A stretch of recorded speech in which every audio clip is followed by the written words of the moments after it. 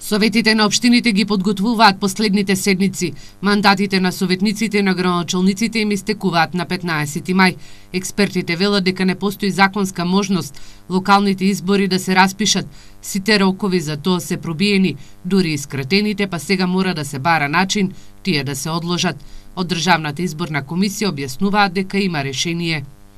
Дури и во ваква ситуација на функционирање на собранието, без председател, туку со председавач, пратениците може да се договорат и да изгласаат одложување на локалните избори.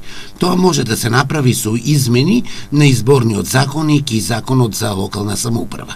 Додека за распишување на локалните избори и наоѓање нов термин мора да се избере председател на собранието, бидејќи, според Уставот, само тој може да ги распише. Општините веќе 4 месеци се блокирани во одредени области. Не можат да распишуваат огласи за продажба на градежно земјиште, со што нема и да имаат и прилив на средства од наплата на комуналии. Ова година, во овие 4 месеци од 2017 година, се уште немаме објавено конкурс за продажба на градежно земјиште во општина Штип. Причина е затоа што се уште немаме официјална влада, туку имаме техничка влада која што е задолжена на некој начин да одржува владата во живот се до изборот на официјална влада. Во 2013 година локалните избори беа одложени на неколку месеци поради бојкотот на СДСМ.